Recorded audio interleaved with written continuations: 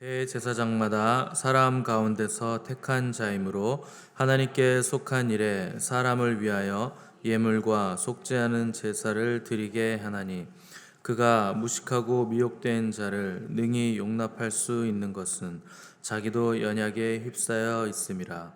그러므로 백성을 위하여 속죄제를 드림과 같이 또한 자신을 위하여도 드리는 것이 마땅하니라. 이 존귀는 아무도 스스로 취하지 못하고 오직 아론과 같이 하나님의 부르심을 받은 자라야 할 것이니라. 아멘. 오늘은 대제사장이란 누구인가? 대제사장이란 누구인가? 라는 제목으로 우리 하나님 말씀 함께 나누도록 하겠습니다. 오늘부터 히브리서 5장을 우리가 들어가게 되는데, 5장부터는 이제 주제가 바뀌게 됩니다. 주요 주제는 대제사장. 이 대제사장에 대해서 자세히 설명하는데, 5장에서 7장까지 그래서 3장에 걸쳐서 대제사장에서 다루게 됩니다. 3장을 하려 했다 하는 것은 그냥 언급하는 정도가 아니라 아주 자세하고 집요하게 이 대제사장에서 대해서 다루겠다 하는 뜻입니다. 대제사장은 인간을 대표해서 속죄의 피를 가지고 하나님 앞 지성소로 나아갔던 사람인데, 또 지성소에서 갔다가 나와서는 하나님을 대신해서 긍휼과 하나님의 은혜를 대신 베풀고 선포하는 사람이었습니다. 그래서 대제사장의 역할은 굉장히 중요하기 때문에 구약 성경에서부터 신약의 거의 히브리서 마지막에 이르기까지 이 대제사장에 대해서 자세하게 다루고, 또 대제사장이 계속 등장하고 있는 겁니다. 오늘 우리가 읽은 5장 1절에서 4절까지에서는 이 대제사장의 특징을 4가지로 지금 소개를 하고 있습니다. 우리가 하나씩 살펴보도록 하겠습니다. 첫 번째, 대제사장은 어떤 존재인가 하는 겁니다. 1절을 보시면, 대제사장마다 사람 가운데서 택한 자이므로 하나님께 속한 일에 사람을 위하여 예물과 속죄하는 제사를 드리게 한다, 이렇게 설명을 했습니다. 여기서 중요한 단어 사람 가운데입니다. 사람 가운데서. 그러니까 사람 가운데서라는 건 대제사장은 하나님이 아니고 사람이다. 그리고 사람과의 관련성을 가지고 있다는 것을 말하고, 그 다음 중요한 단어가 하나님께 속한 일. 이게 중요한 문장입니다. 이거는 하나님과의 관련성을 말하는 겁니다. 그러니까 사람과의 관련성도 가지고 있고 또 하나님과의 관련성도 가지고 있는 것이 대제사장이다. 그러니까 하나님과 사람이라는 이 개념이 아주 중요한 겁니다. 그러니까 대제사장은 한쪽 팔만 잡으면 안 됩니다. 양팔을 다 잡아야 되는데, 사람만 붙잡아서도 안 되고 하나님만 붙잡아서도 안 되고 양편 모두를 붙잡을 수 있는 사람이어야 한다는 겁니다. 이걸 다르게 표현하면 사람과 관련된 요소가 인성, 그리고 하나님과 관련된 요소가 신성. 그래서 인성과 신성의 두 요소가 동시에 나타나는 존재가 대제사장이다, 이런 뜻입니다. 또 1절에서 사람 가운데서 택한 자라는 표현이 나오는데, 사람이지만 택함 받은 자, 곧 구별된 자다 하는 뜻입니다. 다른 사람들과는 구별되고 그럼에도 불구하고 또 인성은 가지고 있고, 또 구별됐지만 사랑과 결합되어 있는 존재, 이것이 대제사장입니다. 구별되어 있긴 하지만 사랑과 결합되어 있다 하는 것은 어디 산속에 혼자 들어가서 돌을 닦거나 혼자만 있으면서 나는 사람하고는 관계하지 않고 하나님만 바라보고 하나님과만 계속 교제할 거야, 이런 태도를 가지면 안 된다 하는 뜻입니다. 항상 대제사장은 사람을 만나야 되고 또 사람을 영접해야 되고 또 사람의 문제에 예민한 감각을 가지고 있어야 되고 또 사람들의 아픔에 공감할 수 있는 존재여야 한다 하는 것이 대제사장의 특징입니다.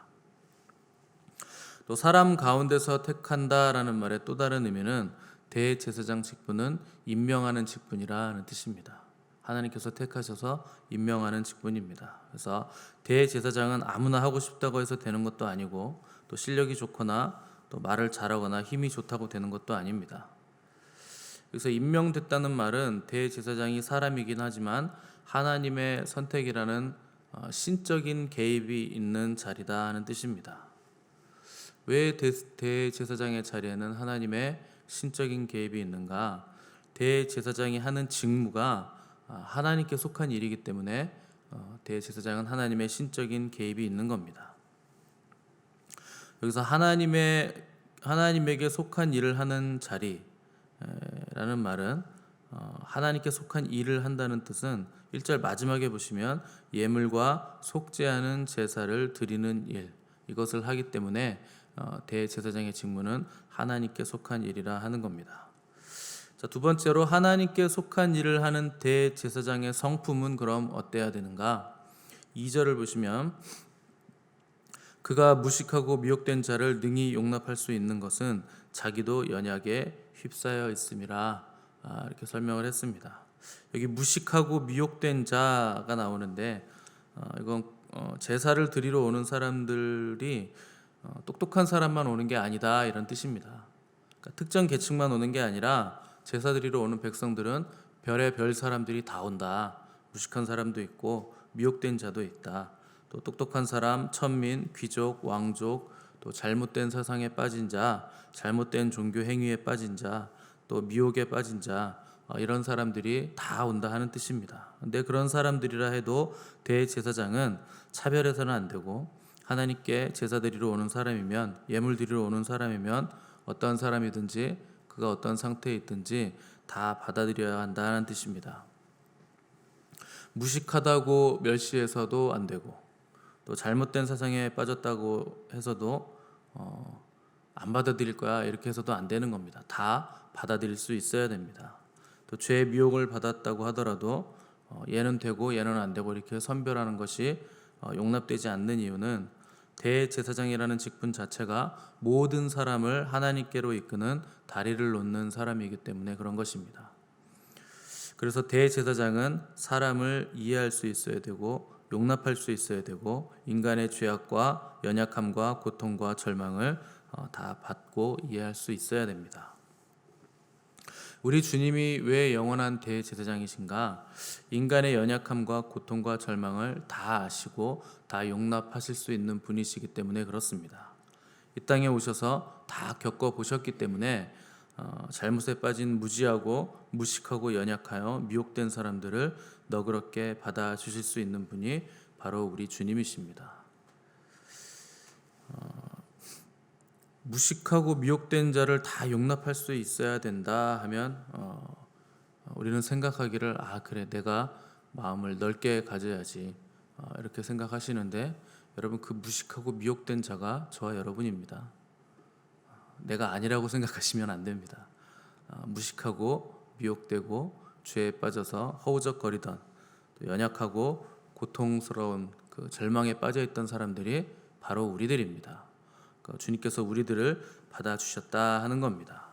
우리의 의심과 깊은 상처와 연약함과 열등감, 또 낮은 자존감과 우울함과 강박감과 또 정신적인 고통들을 우리 주님은 다 아시고 받아주신 것입니다. 하나님에 대한 무지와 교만과 버릇없음과 또 곁길로 빠져 허덕이는 우리들을 우리 주님은 지금도 다 아시고 받아주시는 분이십니다. 그래서 잘잘못을 따지시거나 다그치지 않으시고 주님은 우리에게 수고하고 무거운 짐진 자들아 다 내게로 오라 내가 너희를 쉬게 하리라 이렇게 말씀하시는 영원한 대제사장이 바로 우리 주님이십니다. 2절에서 능히 용납할 수 있다 하는 것은 그 바로 앞장 4장 15절에서 그가 우리의 연약함을 동정하신다 하는 것과 같은 뜻입니다. 이렇게 연약한 자들의 아픔과 통증을 느끼고 동정해 주는 대제사장이어야 백성들의 속죄를 위해 제물을 드리는 것이 가능합니다. 왜냐하면 그렇지 않으면 자기와는 아무런 상관이 없는 제3자의 일을 마지못해서 억지로 행하는 사람이 될 것이기 때문에 항상 사람들을 동정하고 사람들을 위해서 또 그들을 아픔과 통증을 같이 느낄 수 있는 사람이 대제사장입니다.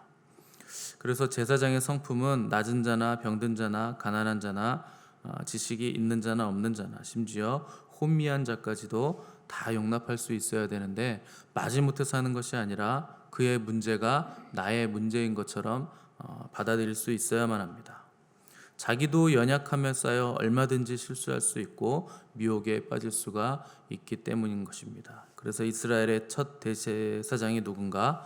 모세의 형 아론이었는데 모세가 시내산에 올라갔을 때 아론은 백성들의 그 성화에 못 이겨서 금송아지를 만든 사람이 바로 아론입니다. 그가 사람이기 때문에 연약함에 쌓여서 그런 일을 저지른 겁니다.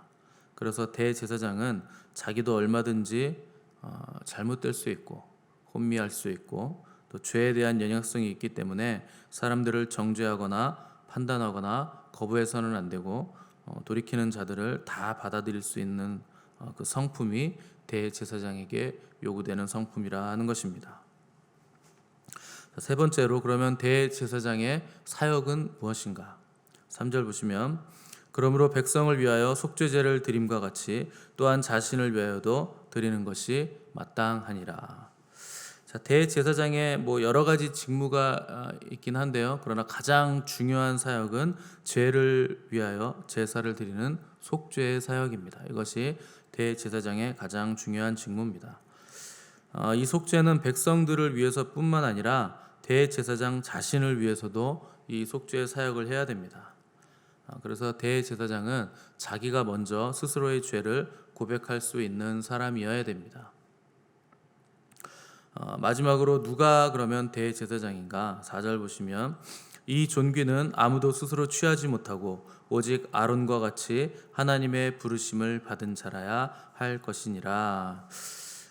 하나님께서 세우신 직분 가운데 가장 뛰어난 직분이 이 제사장 직분인데 그래서 히브리서 기자는 이 제사장의 직분을 존귀의 직분이라 이렇게 불렀습니다. 그런데 이 존귀는 이 직분은 아무나 스스로 취할 수 있는 것이 아니고 전적으로 하나님의 부르심이 있어야만 가능한 직분입니다. 그런데 이 존귀한 직분으로 저와 여러분들이 부르심을 받았다는 것을 여러분 믿으시길 바랍니다. 신약의 모든 성도들은 이 대제사장의 직분으로 부르심을 받은 사람들입니다. 그래서 베드로는 우리를 향해서 너희는 택하신 족속이요 왕 같은 제사장이다. 그리고 거룩한 나라요 하나님의 소유된 백성이라 이렇게 불렀는데 이것은 우리가 되고 싶어서 이렇게 된 것이 아니고 우리를 어두운 데서 불러내어 그의 기이한 빛에 들어가게 하신 하나님의 부르심 때문에 가능하게 된 일이라 하는 것이 베드로의 선언입니다. 그러니까 우리가 되고 싶어서 이렇게 된 게 아닙니다. 하나님께서 우리를 택하시고 창세전에 우리를 택하셔서 마침내 우리를 부르셔서 우리가 이렇게 된 겁니다. 우리를 교회로 부르신 것도 또 한 공동체 안에서 함께 묶인 것도 우리를 부르신 하나님에 의해서 이렇게 된 것입니다. 우리 예수님도 하나님의 뜻을 따라 이 땅에 오셔서 영원하고 존귀한 대제사장이 되셔서 휘장 너머로 들어가신 것처럼 우리 또한 하나님의 부르심을 받아 택한 백성이요 왕같은 대제사장으로 날마다 은혜의 보좌 앞으로 나아가는 특권을 가질 수 있게 된 것입니다. 죄로 타락한 이 세상에서 하나님의 보좌 앞으로 담대하게 나아갈 수 있는 이 특권을 가졌다 하는 것은 놀랍고 또 경이롭고 말할 수 없이 아름다운 특권을 또 직분을 우리가 가지게 된 것입니다. 하나님께서 예수님의 보혈의 공로를 의지해서 모든 성도들이 다 은혜의 보좌 앞으로 나아갈 수 있는 길을 열어두신 것입니다. 그런데 그 길로 나아가는 사람은 매우 적습니다. 휘장 넘어 그 영광의 영역 지성소까지 나아가고 하나님의 보좌 앞에 머무는 사람들이 너무 적다 하는 것입니다. 거기로 들어가려면 휘장을 찍고 들어가야 하기 때문에 들어가는 사람들이 적은 겁니다. 휘장은 그의 육체라 그렇게 말했기 때문에 우리 또한 우리의 육체를 찍고 우리 육체의 본성을 찍고 거기로 들어가야 하기 때문에 날마다 자기를 부인하고 자기 십자가를 지는 사람들만이 들어갈 수 있는 곳이기 때문에 들어가는 사람이 매우 적다 하는 것입니다. 그러면 누가 대제사장인가? 이 부르심을 받아서 자기의 육체를 찢고 은혜의 보좌 앞으로 날마다 담대히 나아가는 자들이 대제사장이요 왕같은 제사장들입니다. 이 대제사장은 누군가의 죄를 보이는 대로 판단해서는 안 되고 자신도 연약하다는 것을 인정할 줄 알아야 됩니다. 또 보이는 것이 다가 아니라 내가 알지 못하는 숨겨진 면들이 많다는 것을 인정할 줄 알아야 되고 항상 연약한 자들을 위해 기도해주고 기다려주고 위로해주고 또 격려해주는 사람들이 왕같은 제사장, 대제사장들이며 그것이 우리에게 주신 이 대제사장의 직무이고 삶인 것입니다. 하나님이 나를 사랑한다는 것을 안다면 다른 지체들도 하나님이 똑같이 사랑하신다 하는 것을 우리가 기억을 해야 됩니다. 그래서 내가 약할 때 주님이 나와 함께 하심 같이 또 다른 이들이 약할 때도 동일하게 주님이 그들과 함께 계신다 하는 것을 깨닫고 우리도 주님처럼 그들을 위로하고 격려하는 대제사장들이 되시기를 바랍니다. 이토록 아름답고 놀랍고 거룩한 직무가 저와 여러분들의 직무입니다. 우리는 그런 직무로 부르심을 받았습니다.